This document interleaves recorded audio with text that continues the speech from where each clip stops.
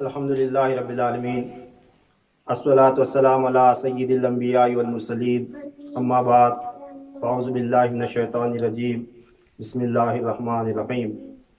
قال اللہ تبارک و تعالی فی القرآن المجید والفرقان الحمید، ولا تقولوا لمن يقتل في سبيل الله اموات بل احیاء ولکن لا تشکرون۔ وقال اللہ تبارک و تعالی اطیعوا اللہ واطیعوا الرسول واولی الامر منکم۔ صدق اللہ العظیم وصدق نبی امین کریم رؤوف الرحیم۔ وقال اللہ تبارک و تعالی فی شان حبیبہ المصطفیٰ ان اللہ وملائکتہ یصلون علی النبی یا ایھا الذین آمنوا صلوا علیہ وسلموا تسلیما۔ اللہم صلی علی سیدنا شفیعنا حبیبنا نبینا مولانا محمد وعلی آلہ وصحبہ وبارک وسلم۔ صلوا علیہ الصلاۃ والسلام علیک یا رسول اللہ صلی اللہ تعالی علیہ وسلم۔ قرآن پاک کی دو آیتوں کا تھوڑا تھوڑا حصہ میں نے تلاوت کیا ہے۔ ایک آیت پہلی جس کے حوالے سے آج ہم تقریر سن رہے ہیں، یہ تیسرا جمعہ ہے۔ پچھلے دو جمعہ بھی اس آیت کی روشنی میں نے گفتگو کی تھی کہ جو اللہ تبارک تعالیٰ نے ارشاد فرمایا وَلَا تَقُولُوا لِمَنْ يُقْتَلُ فِي سَبِيلِ اللَّهِ أَمْوَاتٌ، یعنی جو میری راہ میں مارے جائیں انہیں مردہ نہ کہو، وہ زندہ ہیں لیکن تمہیں ان کی زندگی کا شعور نہیں ہے۔ وَلَٰكِن لَا تشعرون، یعنی تمہیں شعور نہیں ہے کہ وہ کیسے زندہ ہیں۔ اور اللہ تبارک تعالیٰ ایک جگہ قرآن میں فرمایا وہ زندہ بھی ہیں اور انہیں میں رزق بھی دیتا ہوں، وہ میرے عطا کردہ نعمتوں اور رزق کو دیکھ کر خوش بھی ہوتے ہیں۔ یہ اللہ تبارک تعالیٰ نے ارشاد فرمایا۔ لگاتار دو جمعہ میں اس پر گفتگو کر چکا ہوں، اور ان چیزوں کو ظاہر کرنے کے واسطے، یعنی اس پر یقین دلانے کے واسطے اللہ تبارک تعالیٰ دنیا میں اپنی نشانیاں ظاہر فرماتا ہے۔ اور بیان کے دوران اس بات کی بھی وضاحت کی گئی تھی کہ اللہ تبارک تعالیٰ ایسی نشانیاں جو ظاہر فرماتا ہے جن کے حق میں، یعنی خاص کر اولیاء اللہ کی ذات مبارکہ کو لے کر، کہ اللہ تبارک تعالیٰ انہیں زندہ بھی رکھتا ہے قبروں کے اندر اور انہیں رزق بھی عطا کرتا ہے۔ اور جو آیت کریمہ میں فرمایا گیا وَلَا تَقُولُوا لِمَنْ يُقْتَلُ فِي سَبِيلِ اللَّهِ أَمْوَاتٌ، یعنی ہرگز انہیں مردہ نہ کہو جو اللہ کی راہ میں شہید ہو گئے۔ اس معنی کی وضاحت کی گئی تھی کہ اللہ کی راہ میں شہید ہونے والا صرف وہی نہیں جو کسی میدان جنگ میں مارا جائے، اللہ کی راہ میں جس نے اپنی زندگی وقف کر دی، لٹا دی، یعنی رات دن اپنے نفس کے ساتھ جد و جہد جس نے کیا، وہ بھی اللہ تبارک تعالیٰ کے شہیدوں میں سے ہے۔ وہ کیا ہے؟ وہ بھی شہیدوں میں سے ہوتا ہے، اسے بھی شہید کا مرتبہ اللہ تبارک تعالیٰ عنایت فرماتا ہے۔ اس حوالے سے حضرت خواجہ شیخ عبداللہ انصاری رحمۃ اللہ تعالیٰ علیہ کا واقعہ لگاتار دو جمعہ میں نے بیان کیا تھا، جس کے اندر انہوں نے 47 برس لگاتار جو اپنے نفس سے جد و جہد کی، تو کس طرح رسول اللہ صلی اللہ علیہ وسلم نے عالم ارواح میں آ کر انہیں بشارت دی کہ اے عبداللہ انصاری، جس طرح تو نے یہ 47 برس نفس سے جد و جہد کرتے ہوئے گزارے، اس کے عوض میں اللہ تعالیٰ نے تمہیں شہید باطن کا مرتبہ عنایت فرمایا۔ تو اس سے معلوم ہوا کہ شہید باطن اولیاء اللہ بھی شہید ہیں، مگر ان کی ظاہری نہیں، ان کا باطن شہید ہوتا ہے، اللہ کی راہ میں باطن شہید ہوتا ہے، یعنی وہ اپنے نفس کو، خواہشات کو، دنیاوی ہمیں ارمان بولتے ہیں نا، ارمانہ کو جو ہے نا سب مٹا کو جو ہے نا اللہ تبارک تعالیٰ کی راہ میں جد و جہد میں لگے رہتے ہیں۔ تو یہ کیا ہے؟ شہید باطن کہلاتے ہیں۔ وہ شہید ظاہر ہوتے ہیں، ان کی شہادت ظاہری ہوئی ہوتی ہے، ان کی شہادت باطنی ہوئی ہوتی ہے، اور افضل اس سے بھی یہ شہادت افضل ہے۔ یہ دھیان میں رکھیں کہ وہ ظاہری شہادت سے بھی افضل یہ شہادت ہے۔ اس واسطے اولیاء اللہ جو اپنے بستر پر اپنے گھروں میں شہید ہوئے، ان کا مرتبہ کئی زیادہ گنا بلند ہوتا ہے۔ تو اللہ تبارک تعالیٰ کی آیت کریمہ کہ وَلَا تَقُولُوا لِمَنْ يُقْتَلُ فِي سَبِيلِ اللَّهِ أَمْوَاتٌ، میرے راہ میں شہید ہونے والے زندہ ہیں، تمہیں ان کی زندگی کا شعور نہیں ہے، تم انہیں ہرگز ہرگز مردہ نہ کہو، یہ ظاہر کرنے کے واسطے، اس پر یقین اور بڑھانے کے واسطے، اور منکروں کو راہ راست پر لانے کے واسطے اللہ تبارک تعالیٰ اپنی نشانیاں دنیا میں ظاہر فرماتا ہے. پہلے بھی فرمایا، اب بھی فرما رہا ہے، اور آگے بھی فرماتا رہے گا. تو یہ بات میں نے پچھلے 2 جمعہ پہلے بھی بتائی تھی. تو اس کے نشانی کے طور پر حضرت خواجہ شیخ عبداللہ انصاری رحمۃ اللہ تعالیٰ علیہ کو واقعہ میں نے سنایا تھا کہ کس طرح ان کی موت ہوئی، انتقال ہوا. انتقال ہونے کے بعد انہیں دفن بھی کر دیا گیا. دفن کرنے کے ٹھیک 15 دن کے بعد خود بخود وہ قبر سے دوبارہ زندہ نکل آئے. دوبارہ زندہ نکل آئے. پھر کئی سال تک باحیات رہے دنیا میں. خود اپنا ذکر اذکار کا معاملہ بھی آگے بڑھایا. اپنے مرید اور خلیفہ کو بھی جو ہے نا انہوں نے تربیت دی. اس کے بعد پھر دوبارہ ان کا انتقال ہوا. ان کی مزار مبارک جو ہے نا بصرہ کے اندر ہے، عراق میں. تو یہ نشانی ظاہر ہوئی تھی. اس طرح کی کئی نشانیاں ظاہر ہوتے ہیں. تو بات بتا دوں برکت کے واسطے، ابھی ہمارے اس علاقے میں قریب میں کل کا معاملہ ہے، بحری کوپ کا جو درگاہ کا معاملہ ہوا. اللہ تبارک تعالیٰ کی شان دیکھیں، کم سے کم قریب 300 سال کے بزرگ، جنہیں نکالنے کے بعد جن کا جسم تو کیا کفن بھی صحیح سلامت تھا، کفن بھی صحیح سلامت تھا، دوسری طرف لے جا کر انہیں وہاں جا کے دفن کرے. تو اللہ تبارک تعالیٰ کی یہ نشانیاں ہیں. تو یہ اللہ تعالیٰ جو ہے نا ہر کام اس کی مرضی سے ہوتا ہے. انہوں ایسا کرے، انہوں ایسا کرے، انہوں یہ کرے، انہوں وہ کرے، یہ کیا ہمیں بول کو فائدہ نہیں. اللہ تبارک تعالیٰ کی اس میں خاص ایک مصلیحت ہوتی ہے. اب اس سے کیا ہوتا ہے، ماننے والوں کا عقیدہ اور بڑھتا ہے. ہم الحمدللہ چونکہ اولیاء اللہ کو باحیات زندہ قبروں میں جو ہے نا مانتے ہیں، تو ہمارا عقیدہ کیا ہوتا ہے اس سے اور مضبوط ہوتا ہے. اولیاء اللہ سے عشق تعلق اور بڑھتا ہے. تو اللہ تعالیٰ کا وہ عمل میں لانا، اس کا مقصد یہ ہوتا ہے. اور اس کے علاوہ جو منکرین تھے ان کی سر کو بھی ہوتی، یعنی جو ہے نا وہ خود اپنے آپ پہ پشیماندہ ہوتے ہیں، رسوا ہوتے ہیں، ذلیل ہوتے ہیں کہ ہمیں جو ہے نا الگ بول رہے تھے، کیا کیا بولے تھے آج تک ایسا. مگر یہ بات طے ہے کہ راہ ہدایت پر جو آنا انہیں چاہتا ہے. اتنا سب کچھ دیکھنے کے بعد میں وہ سم بکم عمی کے درجے میں آتے ہیں. اللہ تعالیٰ کئی لوگ بندے اپنے دنیا میں ایسے رکھا ہے جو بہرے، گونگے اور اندھے رہتے ہیں. ان کو جو ہے نا کیا دکھائے تو بھی مانتے نہیں، کیا سنا ہے تو بھی انہوں مانتے ہیں. ایسی بات ہے. اس واسطے اللہ تبارک تعالیٰ کا شکر ادا کرنا کہ ہم اولیاء اللہ کو چاہنے والے آج ہیں. وہ اللہ تبارک تعالیٰ کی عطا کردہ ایک سب سے بڑی نعمت ہے ہمارے اوپر، اولیاء اللہ کا عشق جو ہے نا. اب ہماری تو پہلے سے بھی کوشش یہ رہتی ہے کہ میں خاص کر اولیاء اللہ کے تذکرے کرتا ہوں، بار بار بیانات میں اولیاء اللہ اولیاء اللہ. کیوں؟ اس کی وجہ یہ ہے کہ آپ کو بتا دوں کہ اگر آپ کہیں انبیاء کرام، انبیاء کا ذکر کرے نا، انبیاء کرے نہیں تو صرف نبی کا ذکر کرے، اس میں نبی آیا. اب صرف رسول ہے جو اولو العزم مرتبے کے، اگر رسولوں کا ذکر کرے صرف رسول ہوئے. پھر اس کے بعد انبیاء کے بعد اگر صحابہ کا ذکر کرے تو صرف صحابہ ہوئے، صرف صحابہ ہوئے. اب صرف اہل بیت کا ذکر کرے تو اہل بیت ہوئے. اگر آپ اولیاء اللہ کا ذکر کریں نا ہمیشہ، اس میں نبی بھی آئے، رسول بھی آئے، صحابہ کرام بھی آئے، اہل بیت بھی آئے، کل اولیاء آئے. ہر اللہ تبارک تعالیٰ کا دوست آیا. کیونکہ ولی صرف ولی ہوتا ہے، نبی یا رسول نہیں ہوتا. اہل بیت میں سے بھی نہیں ہوتا. اہل بیت الگ، نبی الگ، رسول الگ، صحابہ الگ، یہ الگ الگ ہے. حضور صلی اللہ علیہ وسلم کو ایمان کی حالت میں دیکھے انہوں صحابہ کو جو دیکھے انہوں تابعین کو جو دیکھے انہوں تبع تابعین. اب حضور صلی اللہ علیہ وسلم کی سیدہ کائنات کی اولاد میں سے جو ہے وہ اہل بیت، مولا علی مشکل کشا کی اولاد اہل بیت، ان کا مرتبہ الگ، ان کا مرتبہ الگ، انبیاء کرام کا مرتبہ الگ، رسولوں کا الگ. اس طرح یہ درجے ہے اللہ تبارک تعالیٰ کے عطا کردہ درجے ہے. اگر کہیں نبی تو نبی ہوئے، رسول کہو تو رسول ہوئے، اہل بیت کہو تو اہل بیت ہوئے، صحابہ بولے تو صرف صحابہ ہوئے، تابعین بولے صرف صحابہ کر کے ساری زندگی گزارے تو وہاں رہنا. صرف نبی نبی نبی کرتے ذکر کرتے گئے تو انبیاء کرام کے جھرمٹ میں رہے. اگر ولی بولے نہیں تو کیا ہے، ولی صرف ولی ہوتا ہے، اس کے اندر نبوت نہیں رہتی. مگر نبی یہ ولی بھی ہوتے ہیں. ولی کا معنی ہے اللہ کے دوست.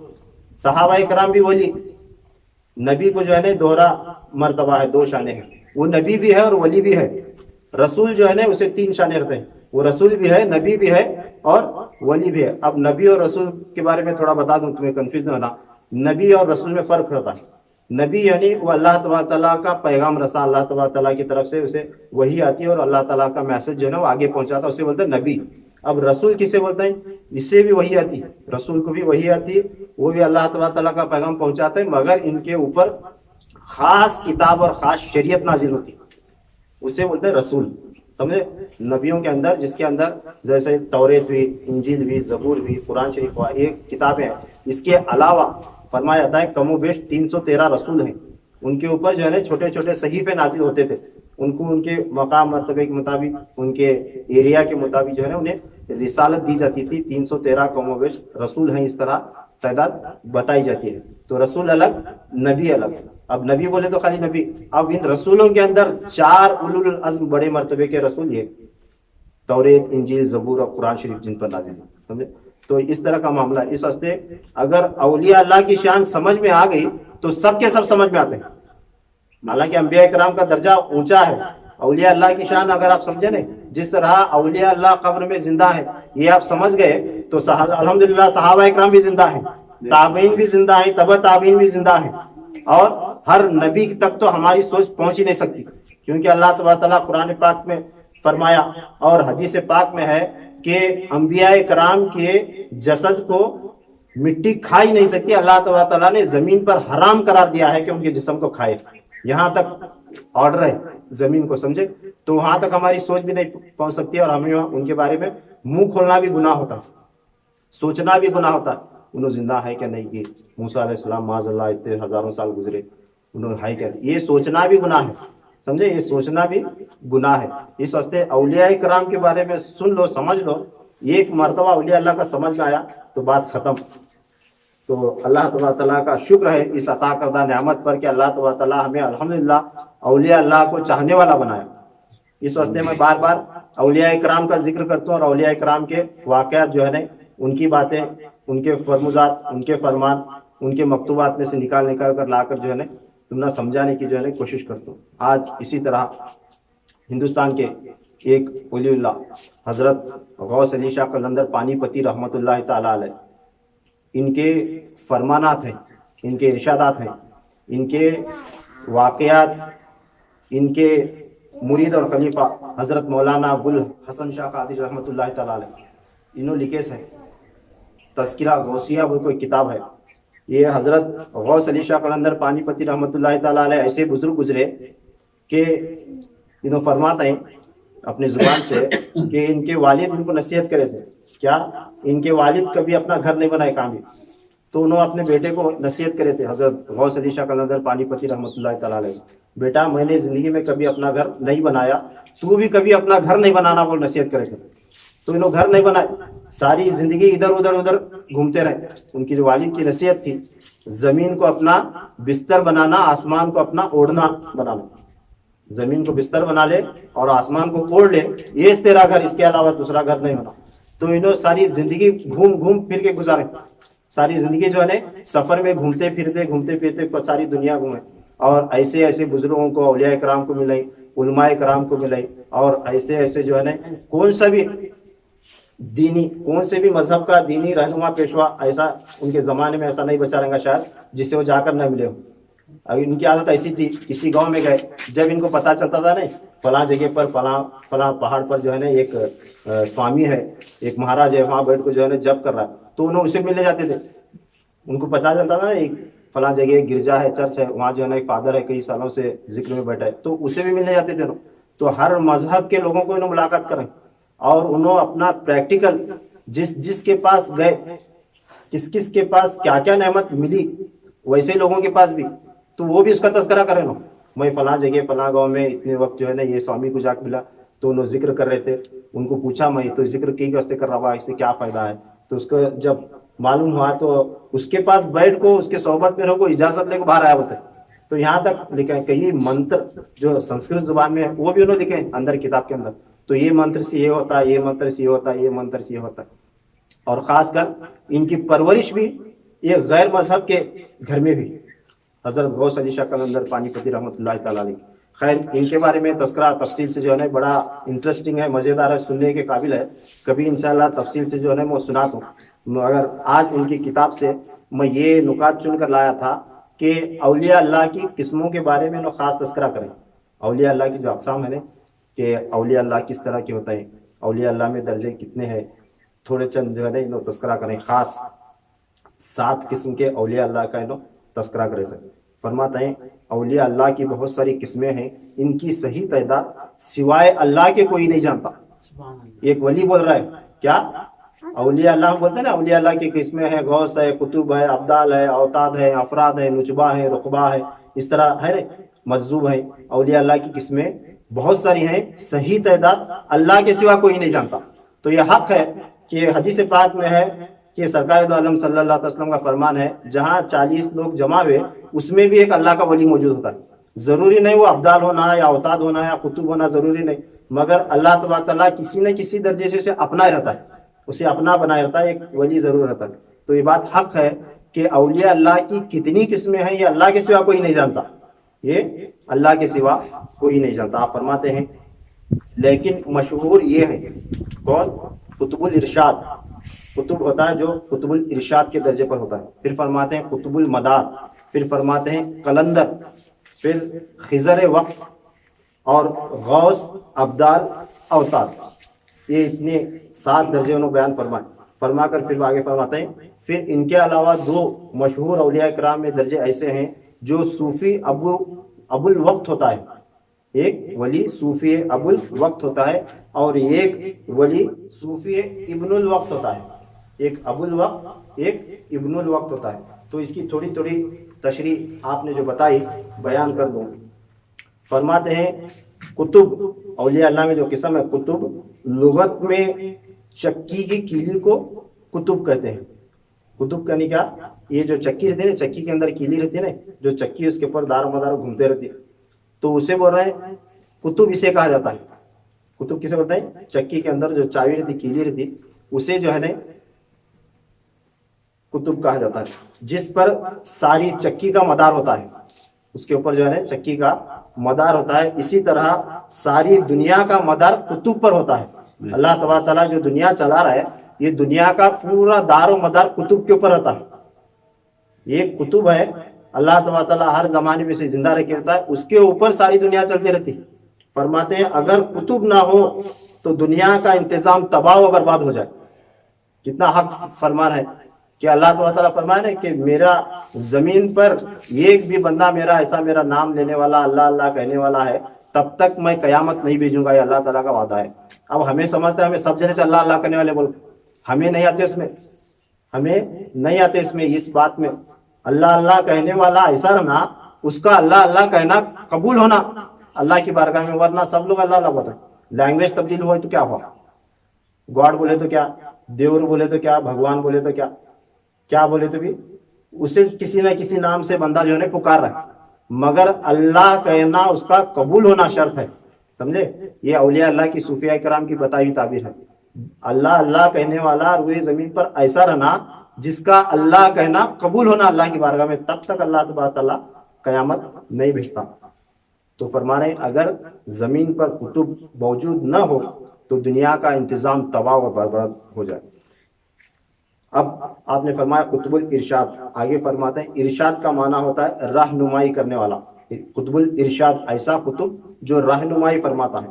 قطب ارشاد سے مخلوق خدا کی ہر طرح کا بے حساب ظاہر و باطن کا نفع حاصل ہوتا ہے۔ وہ قطب اللہ تبارک تعالیٰ دنیا میں اپنا ایک ایسا رکھتا ہے، ساری دنیا اس کے فیض ارشادات سے جو ہے فیض پاتے رہتے، تو اسے بولتے ہیں قطب الارشاد۔ پھر فرماتے ہیں قطب المدار، قطب المدار وہ ہے جو اپنی جگہ سے نہ ہلے۔ قطب المدار کسے بولتے ہیں؟ ایک ایسا ولی جو قطب المدار کے درجے پر رہتا ہے، انہیں اپنی جگہ پر قائم رہتا ہے، وہ بذات خود کامل و اکمل ہوتا ہے، اسے جو ہے نا کہاں جانے کی، کہاں علم حاصل کرنے کی، در در بھٹکنے کی ضرورت نہیں پڑتی، وہ اپنے جگہ پر قائم رہتا ہے۔ اللہ تبارک تعالیٰ بذات خود اپنے فیضان سے جو ہے نا اسے نوازتا ہے، وہ بذات خود کامل و اکمل ہوتا ہے۔ مدار کا معنی ہے گردش کرنے کی جگہ۔ فرمانا ہے مدار کسے بولتے ہیں بولے تو اس چیز کو کہتے ہیں جس کے اطراف ہم گردش کریں۔ اب کعبۃ اللہ کے اطراف ہمیں گھوم رہے ہیں تو کعبہ مدار ہوا، تو ہمیں گھومنے والے گردش کرنے والے۔ فرماتے ہیں مدار کا معنی ہے گردش کرنے کی جگہ، وہ جگہ جس کے اطراف گردش کی جائے اسے کہتے ہیں مدار۔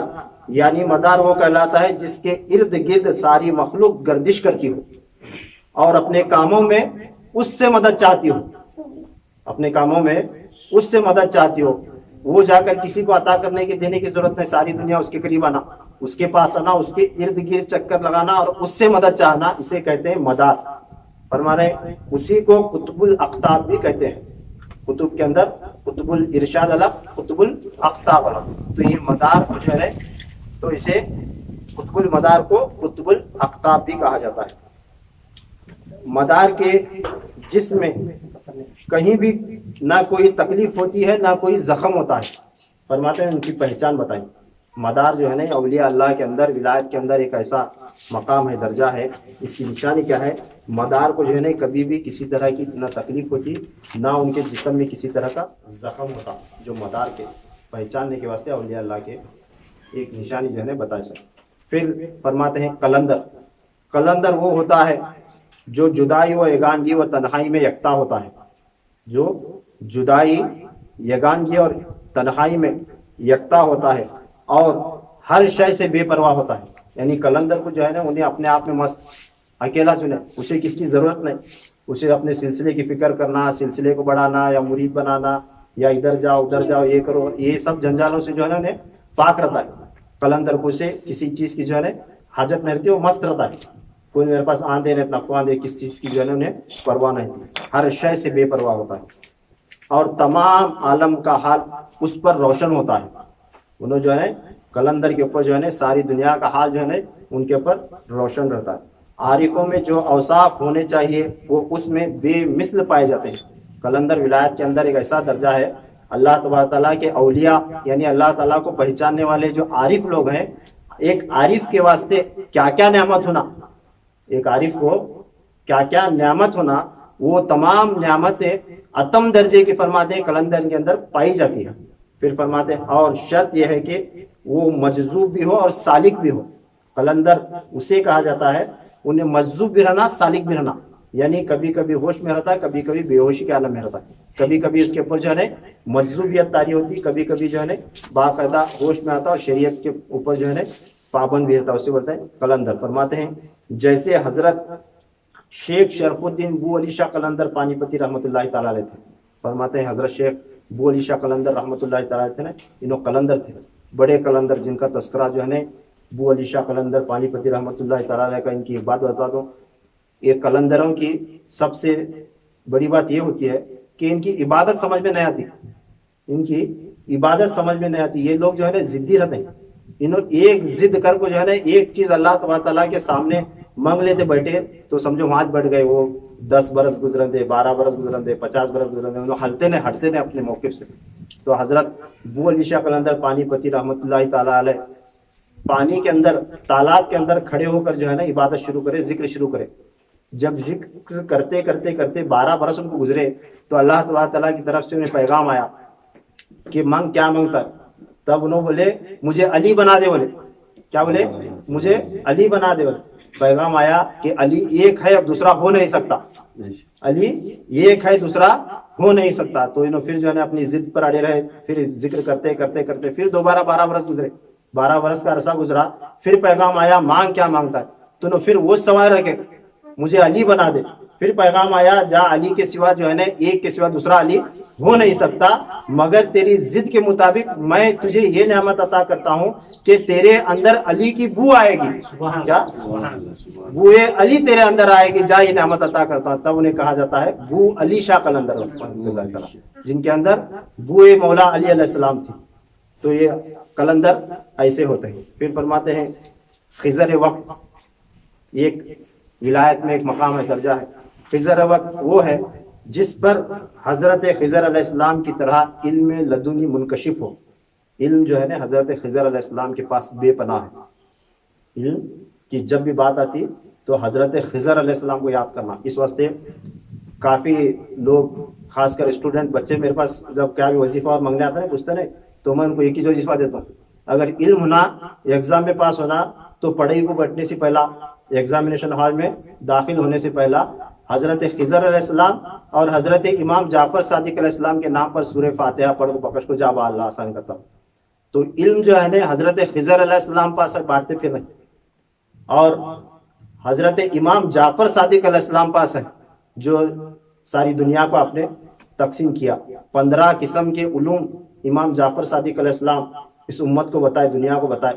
ان کے ریسرچ کے اوپر, ان کے شاگردوں کے لکھی ہوئی کتابوں کے اوپر جو ہے نا یہ کیمسٹری, بایولوجی, ہسٹری, آسٹرالوجی, علم نجوم, یہ وہ ایسے ایسے علوم جو ہے نا, سائنس وغیرہ سب کچھ یہ علوم دنیا کو امام جعفر صادق علیہ السلام بتائے. اور فرمایا جاتا ہے اس زمانے میں امام جعفر صادق علیہ السلام کے زمانے میں ان کے شاگرد اوپن ہارٹ سرجری کیا کرتے تھے.